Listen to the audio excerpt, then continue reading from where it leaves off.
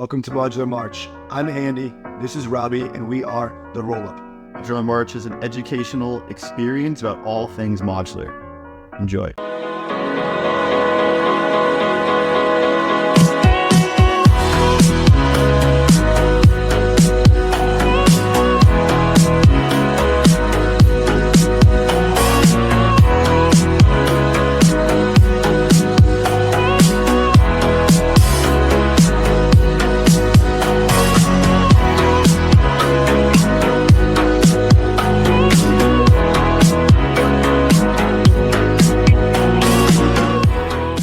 GM.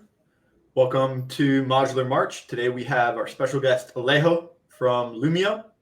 Alejo, welcome to Modular March. Awesome. Thank you for having me. Excited to be here.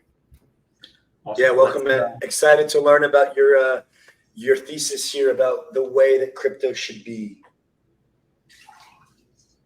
If people can see the slides now, proof of shit. It's a little bit tongue-in-cheek, but we'll go into it why I'm relatively bullish or maybe conservatively bullish on proof of stake, and why it's important to stay humble as we continue building, pushing the envelope on what's possible in decentralization and robust systems that will form the backbone of the financial infrastructure for the future. So yeah, excited to dive in here and poke a little bit of fun at what we're doing and go into the work that hopefully will be adopted by millions, if not billions of people. Awesome. Let's do it. Cool. Yeah. So, I've been a startup founder for a few years, but really my life goal is to be a stand-up comedian. Seems like getting a podcast and a Netflix special might make me rich before this crypto stuff. So just starting to hedge my career.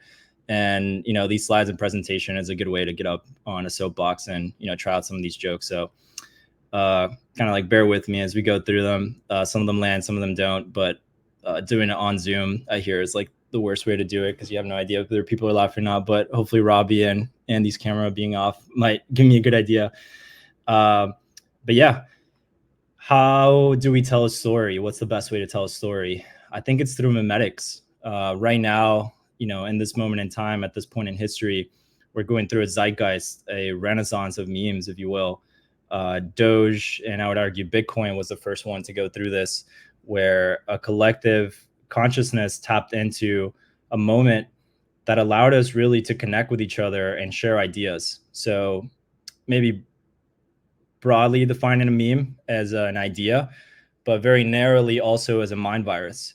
According to Richard Dawkins, the author of the book, The Selfish Gene, obviously a biologist, but one chapter focused very narrowly on this idea of memes being ideas that just self-replicate and spread around like viruses. They really don't care whether it's good or not for the host. They just spread around. And this is what we're seeing right now. And it's very interesting. The market's pricing them in at a very high value. I think at one point, Pepe flipped Arbitrum, which is, one of the major L2s on Ethereum, which, maybe is a signal of exuberance, but maybe it's a signal of something else.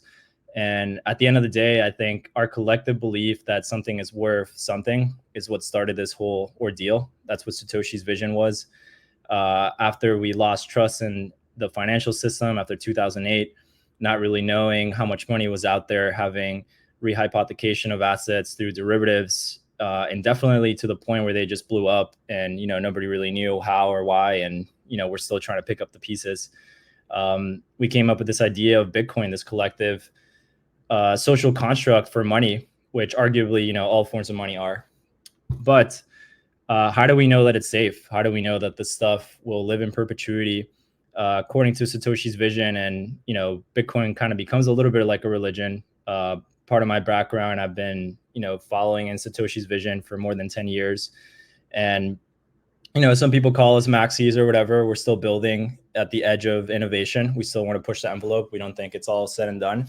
But the most important thing to think about is, how do we keep this stuff safe? How do we make sure that it actually can live on beyond us? That was Satoshi's vision. And, we'll get into that in a little bit. And hopefully we can carry that on as we push the envelope on innovation and what's possible through these decentralized systems. So Ansem, who I would say is a modern day philosopher on X, posits here that the most dangerous part of making a lot of money is the ego that comes with it, right? And what is ego? Ego is just the thing that connects us to our humanity, to our own self-identity and consciousness. And in order to have ego death, we must tap into the collective consciousness, into all of humanity, without really thinking of ourselves. And the way that we can do this is through, again, tying it back to the idea of money, is the social construct for how do we exchange value on the internet. And, this is something that hadn't really been done before, but Satoshi was able to implement it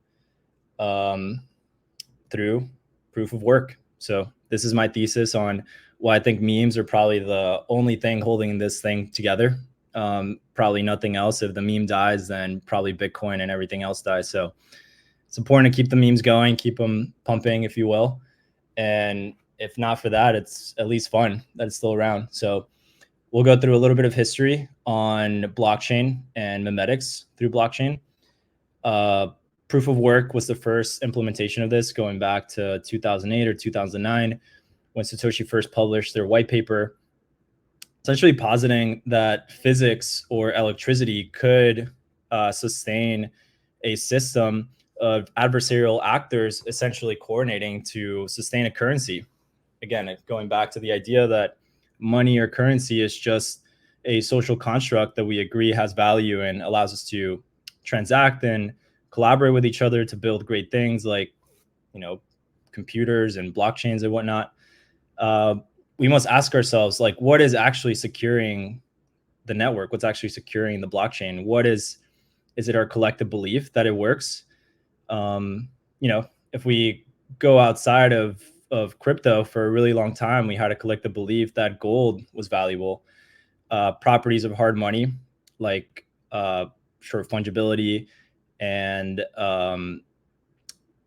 essentially finite supply, as precious metals have for gold, enabled us to share value in something that couldn't really just be inflated or be printed out. This is why seashells, for example, never really took off as money, but gold did. And not too long ago, around the 1970s, we had essentially a de-pegging of the gold standard, if you will, right? This was around the 1970s. And we're now going through one of the biggest experiments in humanity of just free-floating currencies. For thousands of years, we were, essentially pegged to gold, and now we're just pegged to, I would argue, the US dollar or the US hegemony. So we'll kind of see how that works. But to Satoshi's vision, we must bring back those properties of hard money, of gold, of finite supply value that enables us to just transact with each other without any third party just inflating, coming up with an infinite supply mint or an infinite supply hack button. So yeah, that brings us back to why Bitcoin is valuable. Initially, it was worthless. Then it went to 100K pretty quickly within a few years, and then it hit 1 billion, and now it's at 1 trillion. And our collective belief on why Bitcoin matters, I think, is partly what's holding it together. But what bootstrapped it really was the physics, the simple math that it takes a certain amount of electricity, which translates into money.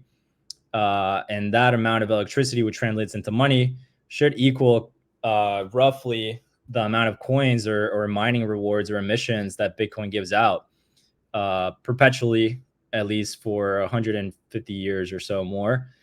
And for whatever reason, that just stuck. And when you look at Bitcoin, actually, a lot of numbers are arbitrary. So why 1 megabyte? Why 21 million? I really think he was just being relatively arbitrary. Pick the smallest number for megabyte, like a floppy disk isn't even a megabyte. Pick 21 million. The 42 million is in the Hitchhiker's Guide is like the meaning of life. So why not break it in half? But that's all to say, like, this was just arbitrary, just kind of random. It doesn't really matter what we could have picked. It could have been Doge, for example. Started at a higher inflation schedule. But the idea is just, hey, we still need a collective belief that money is money and that we want to transact with each other, and that 21 million, again, is a meme. People argue, I think Jamie Dimon argued that, Satoshi could just come back to life and make it, 100 million if he wanted to. But us together as a collective consciousness controlling Bitcoin won't let that happen, right? The 21 million is now part of the meme, and if it ever forks, then that'll probably be Bitcoin Classic. Bitcoin will continue being 21 million. But it's important to remember that it was bootstrapped through physics. Again, electricity is what's sustaining the value in Bitcoin, and at least for the time being, again, I'm a little bit of a Bitcoin maxi. I think this is important to maintain because proof of stake, again, is a very experimental thing, just like free floating currencies are. And it might work out. I really hope that it does because we're betting a lot on Ethereum, but it might not. And if it doesn't, then maybe we go back to Ethereum Classic or Bitcoin or whatever. The Bitcoin Renaissance is happening and L2s are coming up. So, even if all the other stuff blows up, if Ethereum blows up, we'll still have Bitcoin, hopefully. I got a quick question because I've heard some people try to put a number on Bitcoin's value or try to rationalize Bitcoin's value in saying that it's a store of electricity and that's kind of what gives it its value. I can see that, but it's still very different from something like a battery where there's literally like electricity in this container, and then you can use that to power your home or power your car. Do you believe in that thesis? Do you think there's some truth to that? If so, why? If not, why not? Yeah, that's like a really good metaphor. I would say maybe a way to evolve that would be it's a store of security, and then that security, you literally have to expend electricity to secure it. So it's a monetary system, right? It's an internet of money, programmable money. But in the future, it could even be all these applications that are built on Ethereum. So then the question is, what's the cost of securing that? And the cost is literally electricity, which is, pegged to oil, pegged to, I don't know, solar, whatever, right? And then Bitcoin's sole purpose is literally just to accrue more and more and more security, more and more and more electricity. And this is like controversial. So might say, oh, it's, not good for the planet or whatever. But like, hey, if we really care about Bitcoin, if we really care about securing financial infrastructure or maybe like all the infrastructure for applications, maybe we'll figure out how to make Bitcoin more efficient. Maybe we'll figure out how to make renewables work so that, we can continue powering Bitcoin.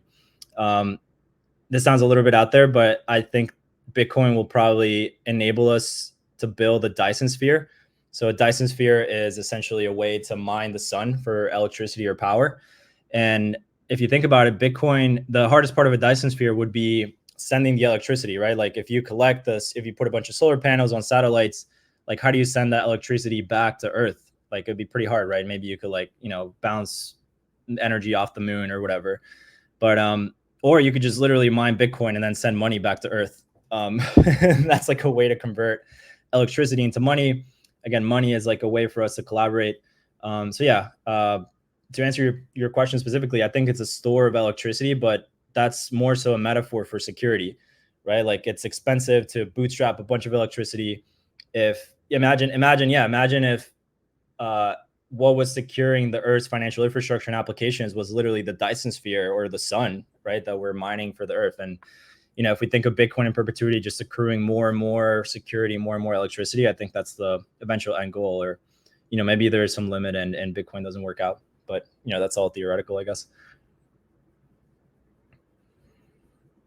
Yeah, when you talk to Bitcoin maxis, it's kind of crazy because it's the most conservative one, but it's the one that, as you extrapolate to 100, 200 years, are like the only ones that are probably thinking that in that time horizon.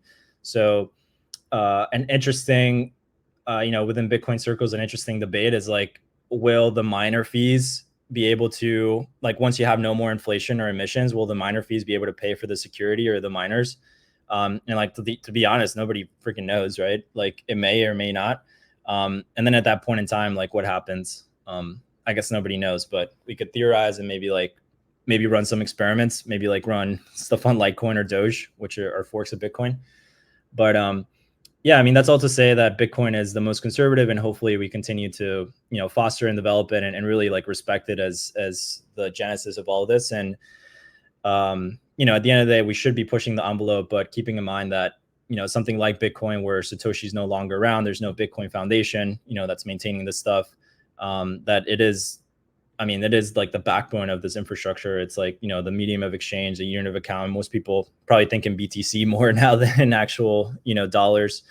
So yeah, we should continue to foster it and continue pushing out innovation there. Yeah, so that transitions us into proof of stake. This is where the memes really come into play, because what is a meme? Again, going back to the idea, it's a collective belief in something. It's an idea. And if we all collective believe that, the US dollar or Bitcoin or whatever, Ethereum, holds value, then we should support it and we should develop it and we should have an inclusive community that continues growing. But what happens when that meme dies, right? What happens when the idea of religion dies, right? Christianity and I don't know, many other religions are in decline. And those are just memes. Those are just ideas that for a really long period of time replicated, but now are in decline. And, obviously we're really early. This, Jesus is still alive. Vitalik is still walking around. Maybe we still don't know who God is. Satoshi never really revealed themselves. But, this religion that we now call crypto is led by real people. And it's a cultural project, as Alex Stokes here very, very sharply says. We're just trying to figure out what to do as a community and carry this thing forward. And, we're just using software to coordinate people. These are DAOs, these are blockchains. But at the end of the day, the culture or the community is the most important thing. If we all collectively stop believing in Ethereum, then there's nothing at stake, right? Like Ethereum loses value, it goes to zero. There's nothing securing Ethereum and it just all falls apart. So it's a, thinly held house of cards, but as long as we all collectively strongly believe in Ethereum, then it should continue to work theoretically, right? And it's very important to note that Ethereum didn't get here on its own. It bootstrapped through proof of work, right? Not too long ago, we transitioned to proof of stake, and this was a huge milestone in the entire ecosystem. And without that bootstrapping phase, who would have known, right? Like maybe people didn't really believe in this. And proof of work as well has been hacked. Ethereum Classic. Let's not forget that Ethereum Classic, a bunch of people took, I think like cloud miners, and 51% attacked Ethereum Classic. So all this stuff is still theoretical.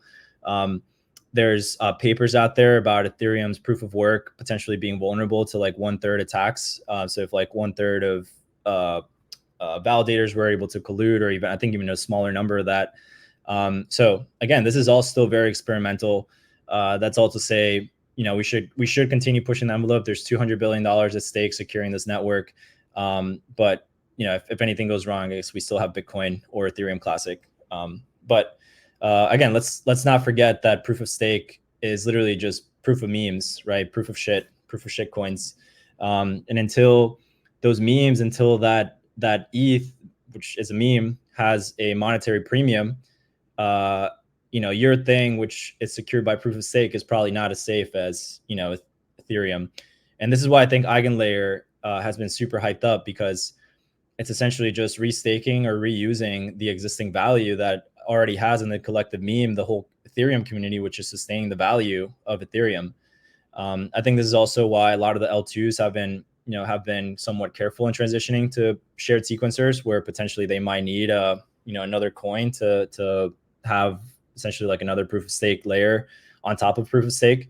Because if there's some black swan event, or we all just collectively lose faith in that thing, then that thing is no longer secure. So again, I think it's important to just stay humble, and we should continue pushing the innovation. I think if Ethereum was able to do it, I think others can also reach that escape velocity and become memes that secure networks through proof of stake.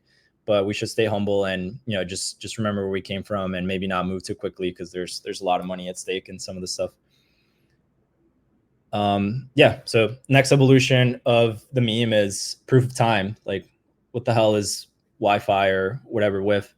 Again, we should respect these memes. Literally, Robinhood, one of the major brokerages in the US, they listed Solana, but shortly after listed WIF in less than a year, and that's freaking crazy. This means that literally this is breaking through the mainstream. The memes themselves are holding value. I think it wouldn't be impossible if like one of these meme coins like literally became bigger than the underlying layer 1 or layer 2 where it's living on. And then like the question then begets, like, what's safer, like being secured by the meme or being secured by the coin of the layer 1, right? Like imagine theoretically speaking, WIF was worth more than Solana. Like, would you rather trust your Solana stake with WIF or Solana stake with Sol? I don't know, theoretical, maybe it never happens, but just given how crazy this market is, you know, who knows? But yeah, this is all just to say, like, you know, obviously, so we've been building on Aptos.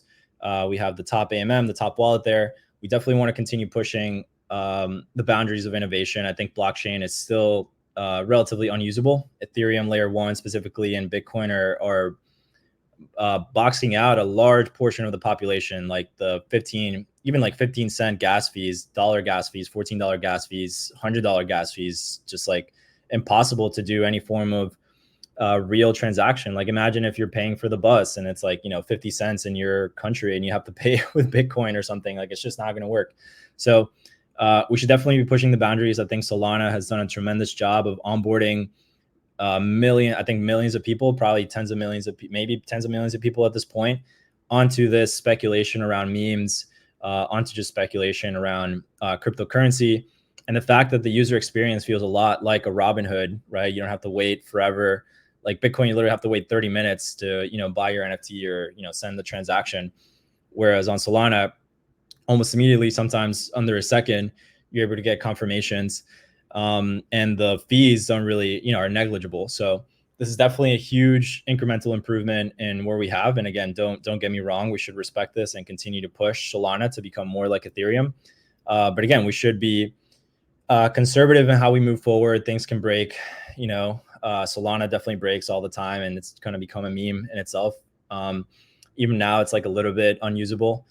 Things, you know, you're sending duplicate transactions. They don't have like a concept of a memory pool. That's, you know, architectural designs that at the beginning made sense, but now in production, maybe not. And we must remember, just like Bitcoin was made by people, so was Ethereum, so was Solana.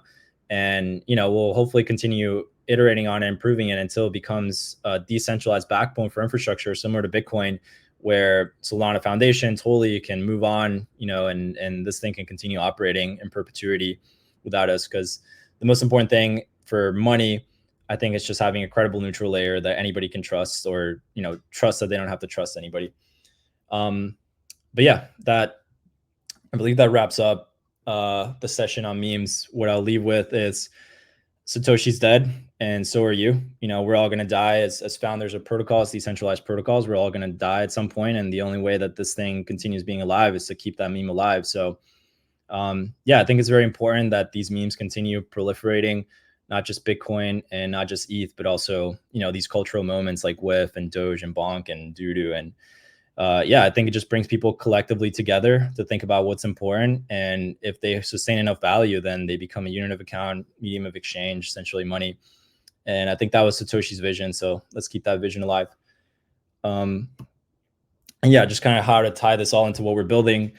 We're trying to create a credibly neutral layer to deploy alternative VM applications onto Ethereum. We're also researching Bitcoin L2s, although they're really, you know, I would say far away from being production ready, maybe like several years. So focusing very narrowly on the virtual machine layer allows us to inherit the security, all the work essentially that's been done by teams like Arbitrum, Optimism, Polygon, ZK Zinc, and then just very narrowly focus on the virtual machine component so that teams that have built on Aptos, Solana, Sui, Cosmos can just copy paste their code and deploy onto essentially the places where so far has shown to have a Lindy effect of security, liquidity, and applications building.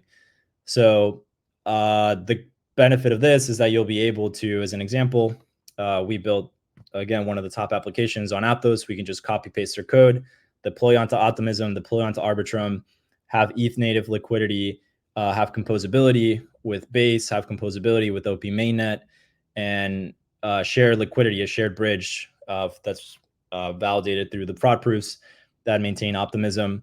And, you know, it's very, very hard to do an L2.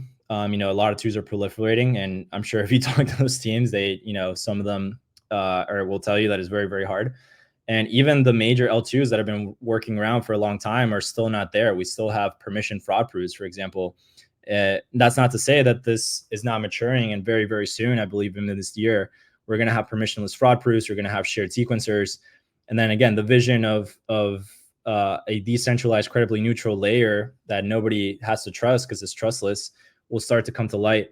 And we just want to leave our mark in Ethereum's infinite garden by allowing anyone with any virtual machine with any language to just deploy onto where they want to deploy. And yeah, here are just some comparisons of what you can. And the basic architecture is just deploying with any virtual machine onto these existing L2s where there's already a Lindy effect of security, liquidity, and composability. Just a little bit of background from us. We've started building applications with the Libra DM technology even before Aptos and Sui were around. So very familiar with the Move tech, very bullish on it. It's essentially Sam Blackshear, who is literally a computer linguist PhD, took the design implementations of Rust, the resource, and the static type, and made a framework essentially for blockchain applications, so smart contracts. So very, very clever. Essentially took the best of Solidity and Rust and just made it into this, baby that has a native prover built in. So you don't have to use like third-party libraries. Although, in Ethereum, you can definitely do formal verification, but you have to pull in native prover, has like native upgradability. So it's just like just feels right. Just like, driving in a, Bugatti versus a gently used 2001 Honda Civic, which Ethereum sometimes feels like. So yeah, we've been building when Facebook first came out with this technology. We thought this is the next big thing. If you remember, DM was first permissionless, then it became permissioned as regulators were like, wait, you're trying to make the world's money. So anyway, yeah, we wanted to make the Move virtual machine permissionless. We experimented with the Substrate framework for Polkadot, the Cosmos framework, just to be able to deploy.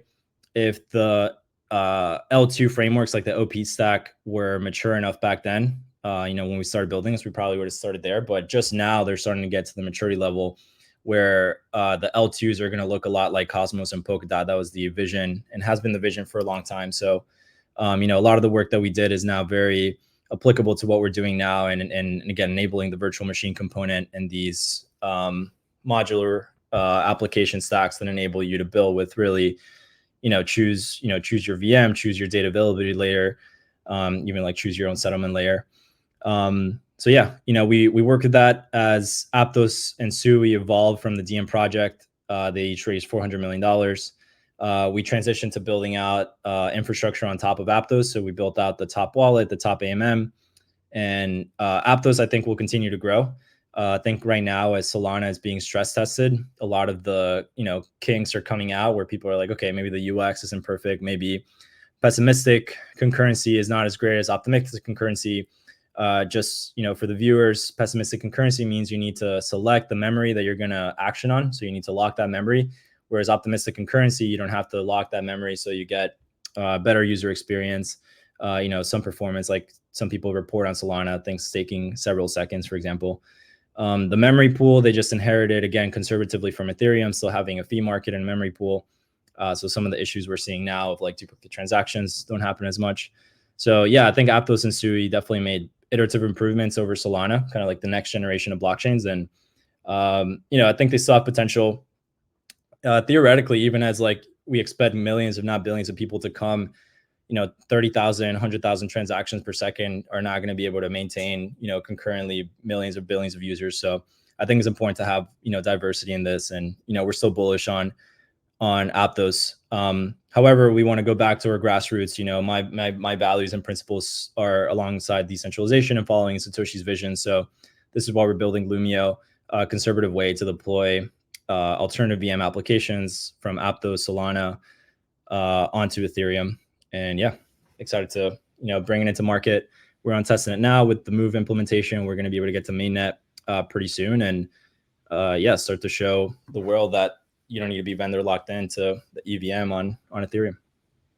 How does that native prover or more so, how does the native upgradability of Move? How do you reconcile the upgradability with the decentralization and the censorship resistance that is so important?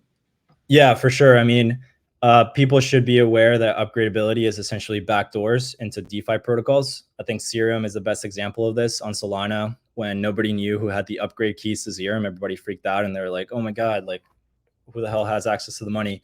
So yes, upgradability is definitely very, very, very, can be very, very, very risky, but it's still useful in integrations. For example, if you're building like trading bots or, even if you're going towards gradual decentralization, you can have upgradability. Hopefully people will, eventually, migrate to immutable, but it has its trade-offs. Immutable, if you fuck things up, like there's literally no going back.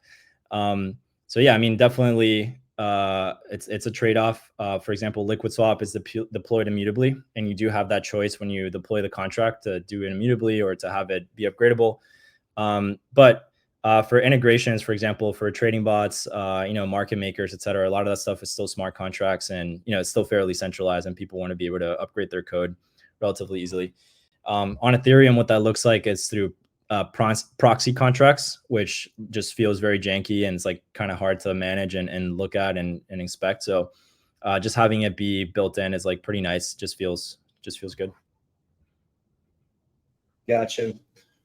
I'm curious what kind of decisions you might make differently than other teams who aren't so, let's say, like libertarian or like so deeply rooted in the ethos of crypto. Like, it doesn't have to be a direct example, but like what have you seen? Like there's the angle that you're coming out, and there's like different types of builders in the space.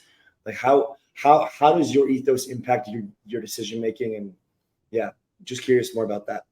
Yeah, I think it's a trade-off because we're not able to move as quickly and offer the performance improvements that a lot of this cutting-edge technology has. So we might be foregoing, for example, using a new data availability layer that enables faster, cheaper transactions for something maybe like, I don't know, ETH1 for a period of time, then maybe like Eigen, right? And I think that comes with trade-offs because you could be able to offer a better user experience, but then the trade-off might be liveness. For example, if the data availability layer goes down, then that's going to impact, the user experience during those points of downtime.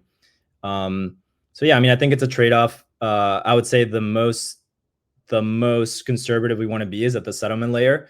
And I would love to experiment at the sequencer, maybe like execution layer. Like I think this is a meta that I'm not sure hasn't taken off yet, but I think should.